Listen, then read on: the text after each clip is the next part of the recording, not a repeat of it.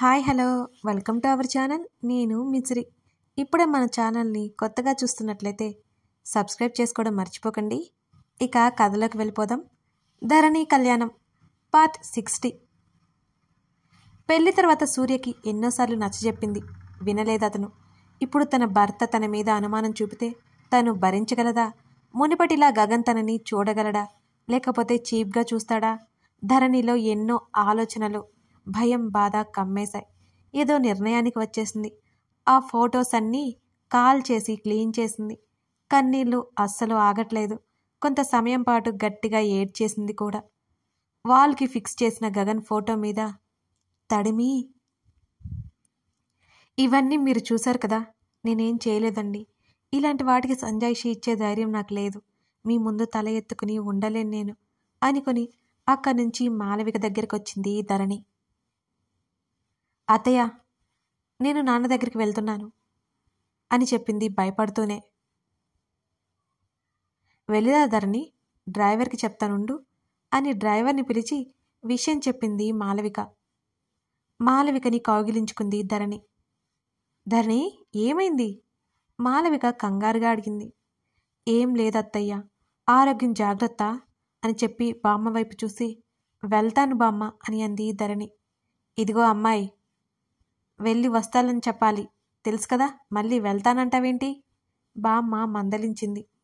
సమాధానంగా చిన్నగా నవ్వి బయటికి నడిచింది, ఫోన్ మాత్రమే తీసుకుని. ధరణి, ఉంటావా, గగన్ని పంపించమంటావా అని అడిగింది మాలవిక. ఆయన వస్తారులే అత్తయ్య. కన్నీళ్లు దాచుకుని నవ్వి ముందుకు కదిలింది ధరణి. డ్రైవర్తో పాటు సత్యనారాయణ ఇంటికెళ్ళింది ధరణి. కూతురు సడన్గా వచ్చేసరికి కంగారు పడినా డ్రైవర్తో వచ్చింది అంటే అత్తగారింట్లో పర్మిషన్తో వచ్చే ఉంటుందనుకుని ఊపిరి పీల్చుకుని, అంతా బాగుందా ధరణి అని అడిగాడు సత్యనారాయణ. ఆ నాన్న అని లోపలికి నచ్చింది. గగన్ బాబు రాలేదా అని అడిగాడు. నాన్న, నేను రావడం మీకు ఇష్టం లేదా అని అడిగింది ధరణి. తను వచ్చిన దగ్గర నుంచి తన తండ్రి ఒక్కసారి కూడా ప్రేమగా మాట్లాడకపోవడంతో బాధగా అనిపించింది ధరణికి. అదేం లేదు అన్నాడు వెంటనే. తన కూతురు కొత్తగా కనిపిస్తోంది తనకి. ఆఫీస్కి వెళ్తున్నట్టున్నారు కదా నాన్న, వెళ్ళండి అని చెప్పింది ధరణి. ఇవాళ ఉంటానులే ధరణి, నువ్వు సడన్గా వచ్చావు, నా చేతులతో వండి పెడతాను, నువ్వు వెళ్ళి రెస్ట్ తీసుకో అని చెప్పాడు సత్యనారాయణ. ఆ మాత్రం ప్రేమకే పొంగిపోయింది. కానీ ఇలాంటి ప్రేమ తనకు వద్దు అనిపించింది. కష్టం వస్తే అక్కున చేర్చుకోడు తన తండ్రి. పైపెచ్చు తన తప్పు లేకపోయినా తనన్నే దూషిస్తాడు. సరే అని తల ఊపి గదిలోకి వెళ్ళిపోయింది ధరణి. అప్పటి వరకు బిగబట్టుకున్న కన్నీళ్లకు స్వేచ్ఛనిచ్చింది. ఆమెకిక కన్నీళ్లు ఆగనే లేదు. గగన్కి కాల్ చేసింది, చివరిసారిగా మాట్లాడాలి అని. కానీ గగన్ కాల్ లిఫ్ట్ చేయలేదు. తన తల్లి ఫోటో చేతిలోకి తీసుకుని తనకంటూ ఆ సమయంలో ఎవరూ లేరు అనిపించింది ధరణికి. గగన్ అలా కాదు, ఆమె మనసు మొత్తుకుంటున్నా వినలేదు తను. మధ్యాహ్నం తండ్రితో పాటు కలిసి భోజనం చేసింది ధరణి. ఇద్దరూ హాల్లో కూర్చున్నారు. నాన్న, ఇప్పటికైనా నన్ను నమ్ముతున్నారా అని అడిగింది ధరణి తండ్రిని. దేని గురించి అని అడిగాడు సత్యనారాయణ. నిజంగానే అర్థం కాలేదు. సూర్య గురించి అని చెప్పింది. వాడి పేరు ఎత్తకు అన్నాడు కోపంగా సత్యనారాయణ. అంటే మీరింకా నన్ను నమ్మట్లేదా? కన్నీళ్లు దాచుకుంటూ అడిగింది ధరణి. ఇప్పుడు అవన్నీ వదిలిపెట్టు ధరణి, గగన్ బాబుతో సంతోషంగా ఉంటున్నా. వాళ్ళ కుటుంబం నిన్ను రాణిలా చూసుకుంటున్నారు. ఇక సూర్య గురించి వదిలే, అతని పేరు కూడా ఎత్తకు. నువ్వు చేసిన పని తలుచుకుంటే ఇప్పటికీ నాకు కోపం వస్తుంది అని అన్నాడు సత్యనారాయణ. అంత కాని పని నేను ఏం చేశాను నాన్న? ఏడుపు ఎక్కువైపోయింది ధరణికి. కన్నీళ్ళు ఆగలేదు అసలు. ఇప్పుడు నేను అవన్నీ చెప్పడం నువ్వు బాధపడ్డా అవసరమా అన్నాడు సత్యనారాయణ కోపం అంచుకుంటూ. ధరణి మీద కోపం చూపించాలంటే గగన్ని తలుచుకుంటేనే భయంగా అనిపిస్తోంది సత్యనారాయణకి. నిజం చెప్తున్నాను నాన్న, సూర్య నాకు ఫ్రెండ్ మాత్రమే అని చెప్పింది ధరణి ఏడుస్తూ.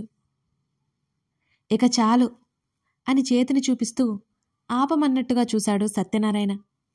తన తండ్రి మనసులో తన మీద ఉన్న అభిప్రాయాన్ని తను ఎంత చెప్పినా మార్చలేదని ధరణికి అర్థమైంది. తన తండ్రి మనసులో తన మీద చెడు అభిప్రాయం బలంగా నాటుకుపోయింది అని కూడా ధరణికి అర్థమైపోయింది. ఇంతకుముందు నా పాత ఫోన్ ఇవ్వండి నాన్న అని అడిగింది ధరణి. ఎందుకు అని అడిగాడు సత్యనారాయణ. దానిలో ఇంపార్టెంట్ డాక్యుమెంట్స్ ఉన్నాయి అని చెప్పింది ధరణి. ఇష్టం లేకపోయినా పాత ఫోన్ తెచ్చి ఇచ్చాడు. తన గదిలోకి వెళ్ళిపోయింది ధరణి. గగన్కి మెసేజ్ చేసి కొత్త ఫోన్ అక్కడే పడేసి పాత ఫోన్ తీసుకుని సాయంత్రం పూటగా బయటికి వచ్చింది ధరణి. వెళ్తాను నాన్న అని అంది ఆమె. ఒక్కదానివి ఎలా వెళ్తావు? గగన్ బాబుకి ఫోన్ చేయి, వస్తాడు అని చెప్పాడు సత్యనారాయణ. ఆయన వచ్చేసరికి చాలా ఆలస్యం అవుతుంది. నాకు తెలియంది కాదు కదా ఈ ఊరు. ఇంటికి వెళ్ళిపోతానులే నాన్న అని చిరునవ్వు తెచ్చుకుని అక్కడి నుంచి బయలుదేరింది ధరణి. ఆఫీస్ నుంచి వస్తుంటే సూర్యకు వెళ్తూ కనిపించింది ధరణి. ధరణినా కాదా అని సందేహపడ్డాడు మొదట. ఆమె అని అర్థమై కారాపి వెంటనే ఆమె దగ్గరకు నడిచాడు. సూర్యని చూసి ముఖం తిప్పుకొని వెళ్ళిపోయింది ధరణి. సూర్య తనని వెళ్ళనివ్వకుండా ఆపడానికి ప్రయత్నం చేశాడు. అతన్ని తిట్టేసి రైల్వే స్టేషన్లోకి నడిచింది ధరణి. తన ఫ్రెండ్ శ్వేతకి కాల్ చేసింది. వచ్చే పిక్ చేసుకుంటాను అని చెప్పింది శ్వేత. అప్పటికే శ్వేత తిరుపతిలో ఉంది. ఆలోపు వచ్చేయొచ్చనుకుని ధరణికి చెప్పింది శ్వేత. బెంగళూరు వెళ్ళిన వెంటనే అక్కడ పార్కులో వెయిట్ చేయసాగింది ధరణి.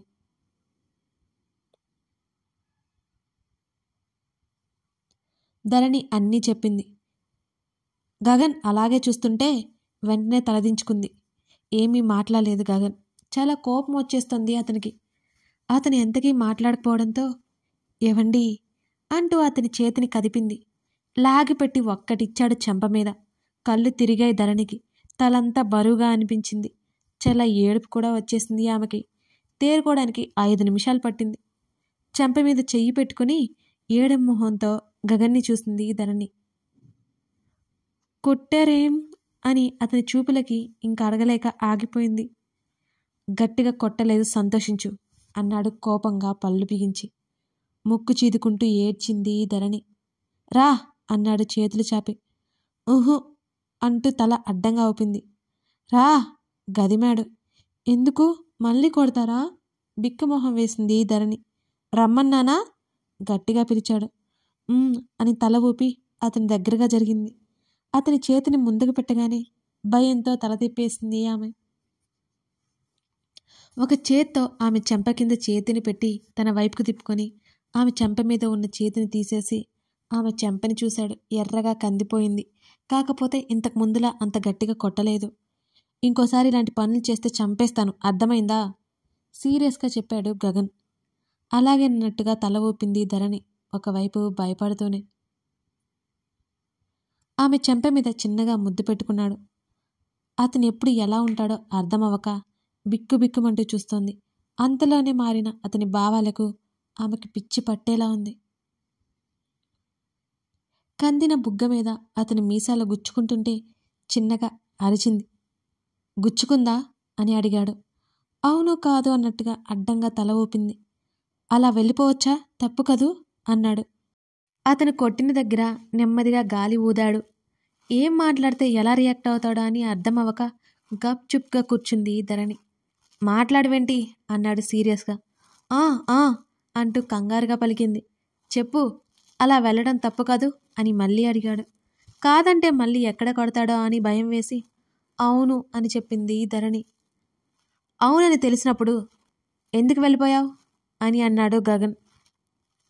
అతని నుంచి అలాంటి ప్రశ్న వస్తుందని ఊహించక ఏమి చెప్పాలో తెలియక కంగారుగా అతన్నే చూస్తుండిపోయింది ధరణి. చెప్పు, ఎందుకు వెళ్ళిపోయావు అన్నాడు ఆమె చెంప మీద నిమురుతూ. ఇప్పటి వరకు చెప్పాను కదా అని అంది ధరణి. అదంతా తప్పు అని నువ్వే ఒప్పుకున్నావు కదా అని అన్నాడు గగన్. అవును, కానీ మీరు నా కోసం వచ్చారా అని అడిగింది ధరణి. కాదు, మెంటల్ గర్ల్ కోసం వచ్చాను అని అన్నాడు. ఎర్రగా అయింది అతని ముఖం. ఇప్పుడు నేనేమన్నానని అంత కోపం? 2 చేతులు 2 చెంపల మీద పెట్టుకుని అడిగింది ధరణి. ఇప్పటి వరకు చేసిందంత చేసి కోపం ఎందుకు అని అడుగుతావేంటి? ఎంత పిచ్చేంటి నీకు? మరీ ఇంత తింగర్తనమా? చాలా కోపం వచ్చేస్తోంది. ముఖం చిట్లించాడు. పిడికిలి బిగించాడు కోపం కంట్రోల్ చేసుకుంటూ. సారీ అని ఆగి, అయితే మీరు నన్ను నమ్ముతున్నారు కదా అని అడిగింది సంతోషంగా. ఇంకొక మాట మాట్లాడావంటే కొట్టేస్తాను మళ్ళీ చెప్తున్నా అన్నాడు. అతను ఆమె మీదొస్తున్న కోపానికి ఆమె చేతిని విదిలిస్తూ విచ్చుకున్న పెదవులను ముడిచేసింది. మాట్లాడరా అని అడిగింది. బుద్ధి లేదు అలా అడగడానికి అని అతను అనగానే తలదించుకుని మూతి ముడుచుకుంది. తెలుసా ఎలా వెతికానో? అసలు నాకొచ్చే కోపానికి ముందు నా కళ్ళ ముందు నుంచి వెళ్ళు అన్నాడు ముఖం తిప్పేస్తూ. సారీ అంది ధరణి అతని చేతిని పట్టుకుని. డోంట్ టచ్ మీ అన్నాడు ఆమె చేతిని విసిరి కొడుతూ. గగన్ పక్క నుంచి లేచి అతని ముందుకు వెళ్ళి నిలబడింది ధరణి. అతని ముఖాన్ని చేతుల్లోకి తీసుకొని, నేను చెప్పింది తప్పే, కానీ ఆ సిచ్యువేషన్లో ఇంకేం చేయను, చాలా భయం వేసింది. మీరు కూడా మా నాన్నలాగా నన్ను క్యారెక్టర్ అని అంటూ ఇంక చెప్పలేక పోయి ఏదో గొంతుకు అడ్డపడ్డట్టు ఆగిపోయింది. ఆమె కన్నీళ్లు అతని మీద పడిపోయాయి. ఆమె వైపు తల తిప్పి చూశాడు.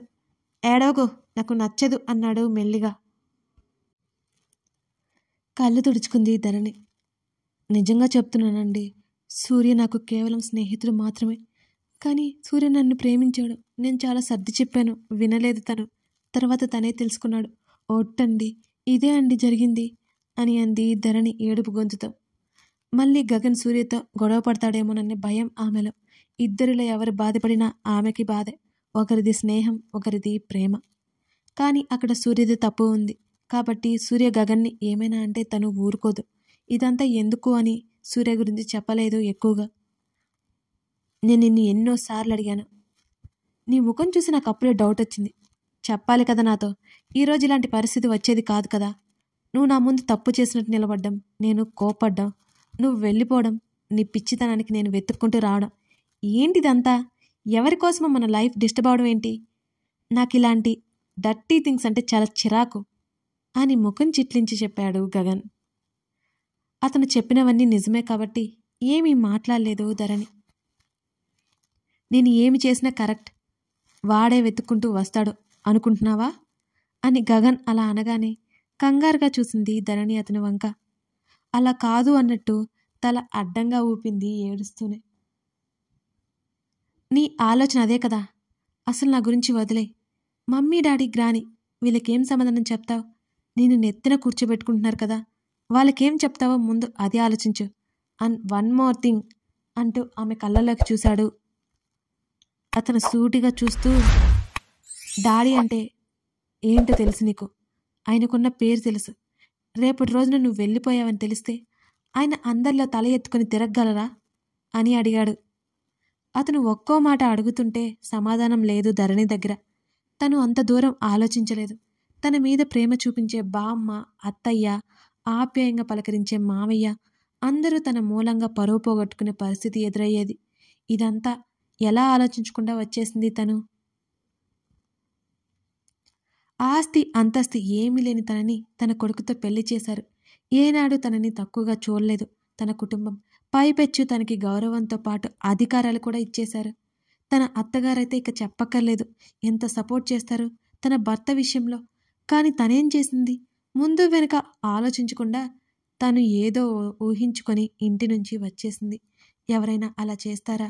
తన ఆలోచనకి వచ్చినందుకు తనకే సిగ్గుగా అనిపించింది ధరణికి.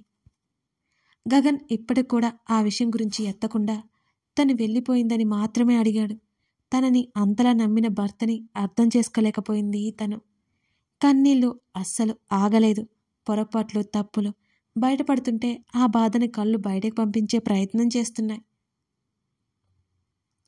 అప్పటి వరకు మనం చేసేది సరైందని భావించే మనం అది అంత తప్పు అని నిరూపణ అయితే అది అంగీకరించినా లేక బాధ వలన గుండెలు పిండేస్తున్నట్టు అనిపిస్తుంది. నీ దారి నువ్వు వెళ్ళిపోయావు అంటే ఏంటి అర్థం? నన్ను వదిలించుకోవాలనా, లేక శాశ్వతంగా వదిలేయాలి అనేనా అని గగన్ అడగగానే శరీరంలో వణుకు మొదలైంది ధరణికి. అతనేం నిర్ణయం తీసుకుంటాడో అని ఆమె భయం. కథ కొనసాగుతోంది. మొదట్లో గగన్ని తిట్టేసుకున్నారు, ఇప్పుడేమో ధరణిని తిట్టేసుకుంటారు. మీకు ఒక్కొక్క సీన్ నుంచి ఒక్కొక్క క్యారెక్టర్ అర్థమవుతుందండి. అదన్నమాట సంగతి. మీరు స్టోరీ ఎంత ఇంట్రెస్టింగ్గా చూస్తున్నారో నాకు తెలియాలంటే మీ లైక్స్, మీ కామెంట్సేనండి. అలాగే కొత్తగా వచ్చిన వాళ్ళుంటే సబ్స్క్రైబ్ చేసుకోండి. Thank you.